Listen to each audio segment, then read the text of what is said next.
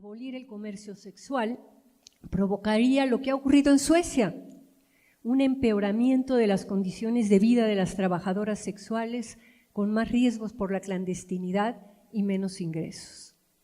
Ahora bien, quiero regresar de nuevo al tema de las creencias feministas del mujerismo y del victimismo. ¿Qué nos muestra este dilema en torno al ejercicio, sea gratuito o sea comercial, de la sexualidad femenina? Por un lado, devela la forma en que las representaciones que nos hemos hecho acerca del cuerpo y de la sexualidad de las mujeres, de sus deseos y sus necesidades, esta forma está filtrada por nuestra herencia judeocristiana occidental con su doble moral. Por el otro, nos muestra que el mujerismo y el victimismo dan lugar a una actitud condescendiente que se niega a aceptar la agencia de las trabajadoras sexuales independientes. La dificultad para reconocer que existe agencia, o sea, acción con conciencia reflexiva en el contexto general de coerción económica, se debe precisamente a este mujerismo que quiere rescatar víctimas y que obtura un pensamiento crítico. Cuando Elisabeth Badinter, esta feminista francesa que yo cito tanto, dice: toda militancia choca contra una dificultad, tomar en cuenta lo diverso de la realidad. Los militantes como que nada más vemos nuestro tema, nos cuesta ver la diversidad. Badinter nos está dando una pista. El obstáculo radica en no ver la diversidad que existe entre mujeres, la diversidad de sus deseos, la diversidad de sus situaciones, la diversidad de sus posibilidades, de su clase social, de su extracción cultural. Al escuchar lo que dicen las propias trabajadoras sexuales, se encuentra la diversidad. Hay las que sufren, hay las que gozan, hay las que se aprovechan, hay las que son engañadas, hay las que victimizan y hay las que son victimizadas. ¿Sí? La diversidad es eso, hay de todo. Y lo grave de las creencias es que a veces se convierten en prejuicios. Hay una psicoanalista argentina, Silvia Bleichmar, que reflexiona sobre el tránsito de creencia a prejuicio y señala que al prejuicio, aquí la cito, lo que le da el carácter patológico es su inmovilidad, su imposibilidad de destitución mediante pruebas de realidad teóricas o empíricas. Cierro la cita. Sí, de nada les sirven a las abolicionistas las pruebas de realidad que las propias trabajadoras sexuales les aportan, ni el corpus de investigaciones que documentan distintas formas de trabajo sexual. Bleichmar plantea que cuando el prejuicio deviene el organizador de la acción, toma un carácter primordialmente antiético. Por eso concluye subrayando un asunto cardinal, y la vuelvo a citar. El prejuicio es, indudablemente, una excelente coartada psíquica para la elusión de responsabilidades, para la evasión de responsabilidades y para el ejercicio de la inmoralidad. La coartada psíquica de creer que se está rescatando a las trabajadoras sexuales de la violencia y de la degradación elude la responsabilidad ante las consecuencias concretas de tal rescate. Es común que las activistas descuiden las consecuencias de las propuestas que enuncian, en especial cuando no visualizan la forma en que cualquier propuesta, cuando aterriza, tiene a personas que ganan y tiene a personas que pierden. Y un compromiso responsable de las distintas posturas feministas tendría que ir más lejos que simplemente desplegar sus concepciones morales, sino que tendría que analizar los costos y los beneficios de sus propuestas y de sus acciones en las vidas concretas de las trabajadoras sexuales. Aferrarse a las creencias, más allá de cualquier prueba de realidad, produce fanatismo. Hace años, Richard Hare, un filósofo inglés que trabajó sobre las valoraciones morales desde la racionalidad, definió el fanatismo como la actitud de quienes persiguen la afirmación de los propios principios morales, dejando que prevalezcan sobre los intereses reales de las personas de carne y hueso. Hare señala que las personas fanáticas permanecen indiferentes frente a los enormes daños que su actuación ocasiona a los demás seres humanos. Por eso, desde mi perspectiva, el tema de este congreso, la liberación del espacio político-religioso del cuerpo de las mujeres, requiere liberarse previamente de las creencias esencialistas del feminismo. Para lograrlo, es indispensable más reflexión crítica sobre por qué las ideas feministas, que una vez formaron parte de una visión de emancipación humana, hoy se expresan cada vez más en términos victimistas o punitivos. ¿Encontraremos las feministas una creencia compartida que nos permita atravesar el abismo de nuestras diferencias? No tengo respuesta a esta interrogante, pero de cara al objetivo de construir una genealogía crítica de la violencia, tal vez un paso necesario sería debatir entre nosotras la reflexión que hace Rita Laura Segato sobre entender la violencia como expresiva. ¿Qué expresa la violencia contra las mujeres? ¿Solo una misoginia extrema?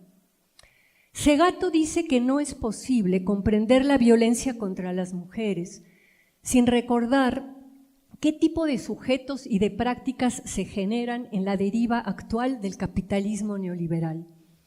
Un capitalismo que impone nuevas violencias sobre los cuerpos y las subjetividades de todos. Otra investigadora, Sayak Valencia, coincide con ella en que las personas secuestradas, mutiladas, cercenadas, desaparecidas, decapitadas, desolladas, son el reflejo más nítido del modelo socioeconómico actual que configura, mediante la mutilación y desacralización del cuerpo humano, un nuevo campo de sentido simbólico. De este contexto monstruoso, del cual ha emergido una aterradora violencia que se ejerce con una atroz crueldad, surgen sujetos capaces de desarrollar impasibles estas estremecedoras prácticas. Y aunque en su gran mayoría estos sujetos son hombres que utilizan la violencia como medio de supervivencia, como mecanismo de autoafirmación y herramienta de trabajo, cada vez más se suman mujeres que los acompañan, que los atiendan, que les sirven, que vigilan a las personas secuestradas, que llevan las cuentas económicas de la organización, y también mujeres que torturan, que mutilan y que matan. Ante tal panorama, ¿de qué sirve interpretar la violencia contra las mujeres como un crimen de odio machista? Hay que situar esa violencia en su especificidad, pero también hay que ubicarla dentro de la variedad enorme de formas de vulneración, agresión y crueldad a las vidas humanas que hoy estamos viviendo. Por eso creo que un tema prioritario en esta genealogía crítica de la violencia es el desgarramiento del lazo social. El lazo social es ese vínculo entre la persona y los otros integrantes de la sociedad, pero a los que no conoce. Es un lazo distinto del lazo familiar, que todos cuidamos mucho nuestro lazo familiar, o del lazo comunitario, que también nos importa el lazo comunitario. Pero el lazo social consiste en una verdadera solidaridad con los demás seres humanos. Cuando se rompe el lazo social, se fractura la cohesión social y se desgarra el tejido social. En México, el lazo social se ha fragmentado y debilitado no solo por las consecuencias de la explotación económica y la dominación política que inciden y deterioran las condiciones de vida y de trabajo, sino también por los procesos de exclusión y discriminación derivados de creencias y de prejuicios. Y esto me remite de nuevo al objetivo de este congreso, la liberación del espacio político-religioso del cuerpo de las mujeres. ¿Podrán las feministas, podremos, desarrollar intervenciones políticas, culturales y legales que habiliten una producción distinta de subjetividades femeninas y masculinas cuando gran parte del movimiento comparte el mujerismo y el victimismo? Como decíamos al inicio de la segunda ola del feminismo, no hay liberación posible de las mujeres si no hay liberación social. Todos los seres humanos estamos troquelados por los mandatos de género de nuestra cultura. Por eso nos resulta muy difícil cuestionar nuestras simbolizaciones culturales. Esto es evidente en el rechazo, la incomodidad o la indignación que produce el trabajo sexual en amplios sectores de la sociedad. El estigma de la doble moral ha calado de tal forma que encubre la problemática laboral de las trabajadoras sexuales y la ausencia de sus derechos profundiza el desgarramiento del lazo social. Y aunque los seres humanos hemos logrado desarrollar herramientas tecnológicas notables y realizar avances científicos impactantes, híjole, cuánta dificultad tenemos para restaurar el tejido social. ¿Por qué? Justamente porque uno de los desgarres más brutales se produce por las creencias que tenemos, las creencias y los prejuicios que nos confrontan ante la diversidad de identidades y de opciones de vida existente.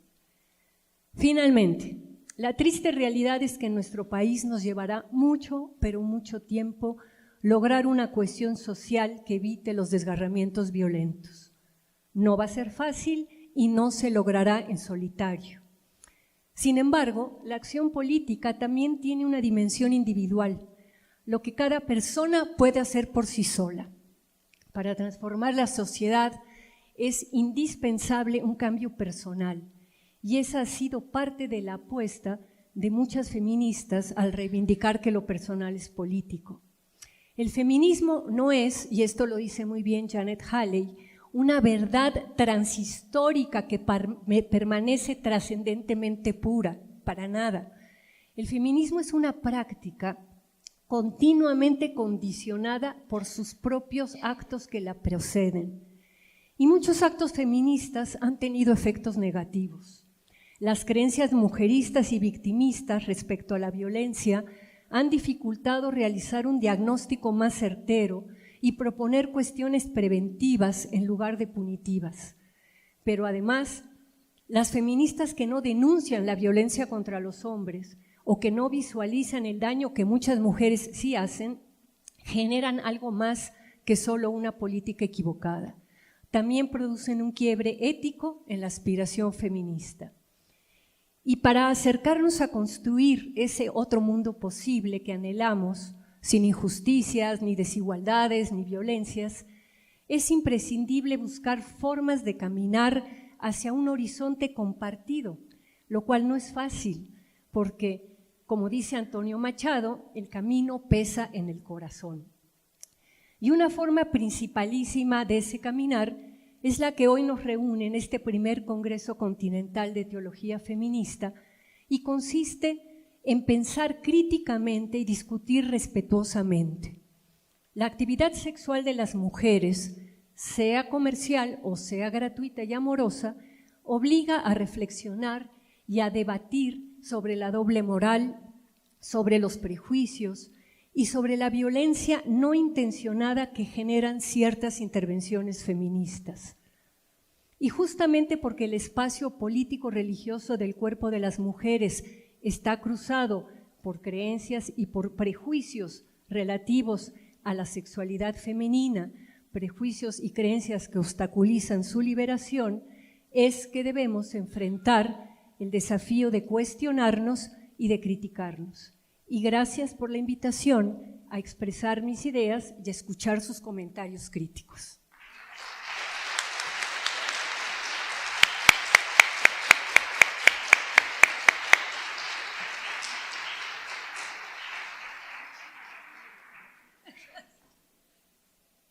Bueno, realmente yo tuve el privilegio de leer la ponencia de la doctora Marta Lamas, la compartió pues para la edición y la leí previo al Congreso y he de decirles que, pues, no sé, me sacudió muchísimo. Bueno, la mitad me sacudió y me confrontó conmigo misma, con mis creencias, con mis atavismos, con mis prejuicios. Creo que pone en la mesa de debate infinidad de puntos, pues sobre el feminismo, sobre los estancamientos, sobre los pasos, y creo que nos deja muchos retos y cuestionamientos hacia adelante, pero pues yo no quiero ser quien tome la palabra, sino que sean ustedes a través de estas preguntas para que la doctora Marta Lamas pueda seguir hablándonos. Bueno, aquí ponen, mi trabajo con trabajadoras sexuales en Guadalajara, una preocupación común que comparten es que sus hijas ejerzan el trabajo sexual.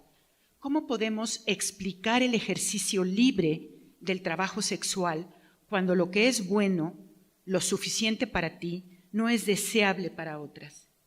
¿Hacemos una por una, Marta? No, porque no va a dar tiempo. Yo diría que leyéramos unas… ¿O por qué no intentamos de clasificarlas? Para ver si nos esperan un segundo para ver si hay dos o tres que coincidan. A ver, quisiera empezar con una crítica. Me dicen, deberías de ser honesta y referirte a ti misma como machista y androcentrista en vez de feminista. Bueno, supongo que androcentrista sí debo ser un poco, porque estoy troquelada por eso. Machista, pues sí, el machismo es algo que hombres y mujeres traemos en la cabeza, y como hay muchos tipos de feminismo, yo todavía me sigo considerando uno de esos ciertos tipos, pero bueno, esa fue una crítica. Otra dice, si exigir penas más duras de castigo alimenta el sistema patriarcal, ¿cómo trabajar las alertas de género? Es bien complicado. Yo creo que hay que hacer muchísimo más trabajo de prevención. Yo no sé, no tengo respuesta para todo. Yo quise hoy venir a plantearles mis dudas, pero yo no creo que el tema sea exigir más penas más duras de castigo, porque hemos visto que más a muchos ni siquiera cuando los agarran los castigan, ¿no? Es decir, tenemos un desastre en la justicia mexicana, tenemos un desastre con la policía y con la investigación judicial y policíaca. Creo que habría que enfocarnos ahí y ver, ¿no? Y perdón que no voy a contestar de lo que no sé. ¿Cuál es su postura frente a las recientes propuestas teóricas que rompen con el concepto de sexo-género dicotómico y cómo se articula el feminismo frente a estas propuestas? Bueno, el feminismo es una de estas propuestas de romper con este concepto dicotómico y fue justamente el tema de género que permitió que se empezaran a reconocer otras identidades que van mucho más allá de la biología y las nuevas identidades. Mi postura frente a esto tiene que ver justamente con la crítica al esencialismo. Ciertos cromosomas no te van a determinar tu identidad, te van a determinar qué tipo de fisonomía tienes, si tienes XX o XY, pero tu identidad se va a construir de otra manera y lo psíquico va a tener muchísima fuerza. Y creo que frente a estas nuevas identidades ya hay muchos ejemplos a nivel internacional de sociedades en donde ya no les importa si eres hombre o si eres mujer, sino ya el sexo no viene siendo el determinante clave que era antes, sino que es algo distinto. A ver, esto es de nuevo trabajo sexual y esto es aquí. Hablar de la sexualidad de las mujeres desde lo religioso nos pone en la dualidad de María o de la María o la Eva, por lo cual el derecho a decidir es atacado y cuestionado por esta doble moralista. ¿Cómo analizar esta posición con las mujeres populares que viven día a día los múltiples prejuicios traídos desde lo católico supuestamente bueno y correcto? A ver, cuando las feministas empezamos en los 70s, nos sentíamos así que les llevábamos luz a los grupos, ¿no? Y nos dimos cuenta que no. Es decir, lo que hay que hacer, creo yo, y por lo menos es lo que he tratado de hacer ahora con las trabajadoras, es escuchar a las mujeres, escucharlas qué es lo que quieren y abrirles una ventanita y decirles, aquí hay este conocimiento, si ustedes quieren lo pueden tomar y aplicar, pero no creo que podamos llegar a decirles, esta es la única manera de vivir o la buena manera de vivir, o cuestiona. Esta dualidad María-Eva a muchas mujeres les puede generar culpa. Es muy difícil quitarle la culpa a las personas si no han hecho ellas su mismo proceso, sea terapéutico o de reflexión. Entonces yo lo que creo es que lo que se puede hacer es un poco lo que mis amigas las católicas por el derecho a decidir hacen, como mostrar que la religión es mucho más que solamente dogmas que de alguna manera fueron construidos a lo largo del tiempo por hombres. Y mostrar esa amplitud, bueno, está Ivonne Guevara, ¿no? Mostrar que hay otras maneras de la vivencia religiosa y que tú puedes seguir teniendo fe y creyendo, aunque no creas en una serie de dogmas. Yo creo que eso es una de las maneras de trabajo más interesantes que yo he visto con respecto a esta posibilidad. Bueno, aquí me dice que ¿qué recomiendo para promover el diálogo entre posturas tan antagónicas? Eventos como este. Yo agradezco mucho que me hayan invitado, sé que hay muchas diferencias con mi postura, me encantaría. Yo sabía que iba a venir Lidia Cacho, que lamento mucho que esté muy enferma, yo la quiero mucho, aunque discrepo totalmente de su postura abolicionista. Yo quería discutir con Lidia y creo que ahora que se componga, esperemos, haya la posibilidad de hacerlo. El debate público es fundamental, tenemos que discutir mucho más nuestras diferencias. Y esto sería conveniente generar una equidad o una cultura incluyente tomando en cuenta también el tamaño de la prostitución masculina. Yo no trabajo más que, no digo prostitución porque prostitución es muy denigrante para quien se prostituye y se olvida que hay clientes. Si hablas de comercio sexual, hay quien vende y hay quien compra. Todas estas son de trabajo sexual, las voy a leer de un jalón para poder dar una respuesta general, sobre todo por los tiempos, ¿no? Entonces va. ¿Legalizar el trabajo sexual no aumentaría la trata de personas? No, para empezar está legalizado en nuestro país. El trabajo sexual es legal si eres mayor de edad. Lo que está castigado es el lenocinio, el sacar provecho del trabajo sexual de otra persona, ¿no? Dice, al aumentar la demanda de la sociedad. ¿Cómo se resolvió hace 100 años este dilema en Estados Unidos y en Europa? No, hace 100 años lo que hubo fue el abolicionismo en el sentido de que los estados ya no se hicieran cargo de regular el comercio sexual. Por eso Lázaro Cárdenas en 1936 firma el Convenio Abolicionista Internacional para que el Estado dejara de fotografiar a las trabajadoras sexuales y tenerlas en un registro de sanidad.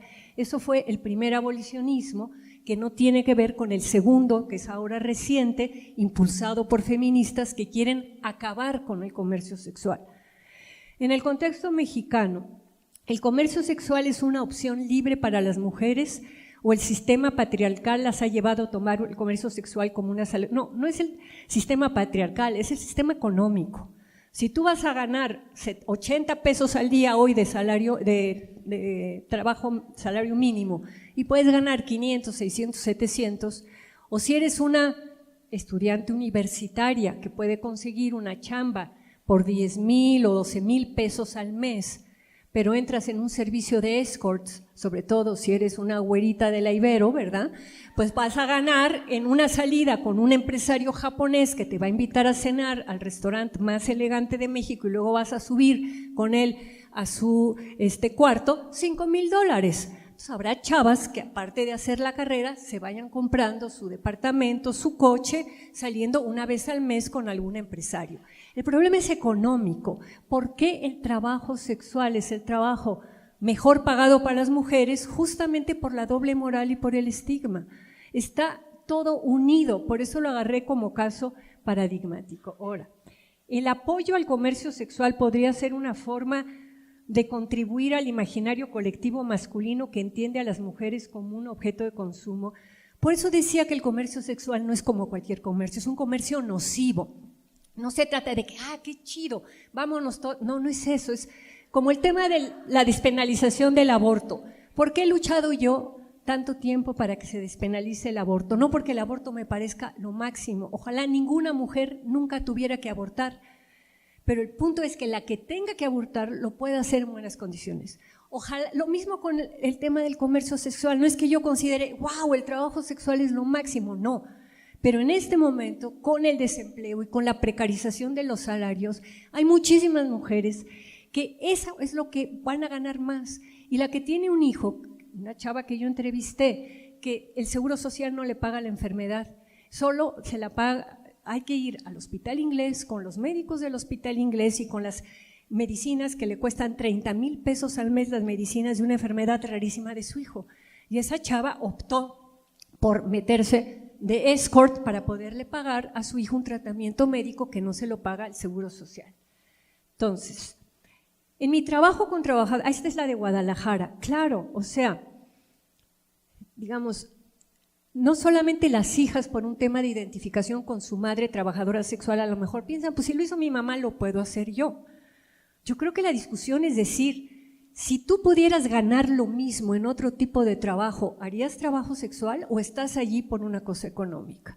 Va a haber un sector muy pequeño que por cuestiones psíquicas prefieran estar también en ese trabajo, pero la mayoría es por cuestiones económicas. Y lo que dice Marta Nussbaum, ofrecer capacidades, enseñar que verdaderamente haya opciones laborales para las mujeres, que no solamente sea limpiar oficinas o ser cuidadora de niños. Es decir, tenemos un problema con la educación gravísimo en nuestro país y con las oportunidades laborales. Claro que hay un dilema. Yo no creo, digamos, que el ser trabajadora sexual sea un horizonte positivo para educar a las jovencitas en mira esto, pero creo que ese mensaje ya lo están mandando los medios y las propias chavas que ven que una amiguita sí se fue con un cuate y entonces el cuate le compró su iPad o le compró no sé qué. O sea, tenemos un contexto cultural en donde existe el comercio sexual de muchas formas. Como les decía, la secretaria que pide la promoción laboral y el jefe le dice, pues te invito a cenar, y ella ya sabe que después de la invitada a cenar va a ser el motel, y ella acepta. Eso es una forma de comercio sexual. La discusión en el fondo, que ya no me dio tiempo de decirlo ahorita, es la sexualidad debería de ser solamente expresiva, para expresar placer, erotismo, amor, y no instrumental para conseguir cosas. Ahora, muchas esposas decentes usan la sexualidad instrumentalmente para conseguir cosas y castigan a su marido si no les dan. Entonces criticamos a las trabajadoras sexuales, pero no criticamos también a la que se casa por seguridad. Entonces, pongámonos de acuerdo sobre qué estamos discutiendo de la sexualidad. Yo teóricamente y utópicamente pienso que la sexualidad debería ser expresiva y no instrumental. A ver, ¿justificas el comercio sexual? A ver, yo no justifico el comercio sexual. Yo soy antropóloga y registro la existencia de trabajo sexual y la estudio desde las épocas prehispánicas en donde eran las alegres y las alegradoras. No lo justifico. Justificas el comercio sexual planteando que debemos mirar el panorama y la situación real a la que se enfrentan las mujeres, que no pueden ganar lo mismo en otros empleos, pero ¿por qué no miras que reconocerlo como trabajo no garantiza derechos per se? Como claro ejemplo está lo que tú dices en cuanto a la que trabaja en la limpieza. A ver, no.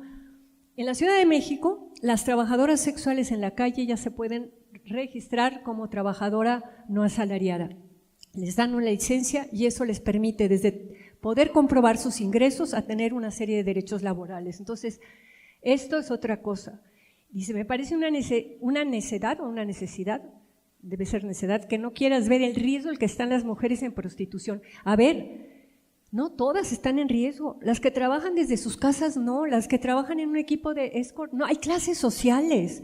Están en riesgo las que están en la calle, y están en la calle porque Uruchurtu decidió cerrar las casas de cita y mandó a las más pobres a las calles y no las dejan trabajar adentro de departamentos porque es el negocio de los hoteleros también. Aquí hay un tema económico abajo que no hemos analizado. Entonces, digamos, claro que hay un contexto en donde pueden ser violentadas o explotadas, pero no todas están en ese. Por eso digo que lo que dice Badinter, a veces nuestro activismo nos ciega frente a la diversidad. La legalización, ya se nos acabó el tiempo. Bueno, pues se nos acabó el tiempo. Habrá que hacer otra mesa. Perdón. Es que tenemos quemadora de...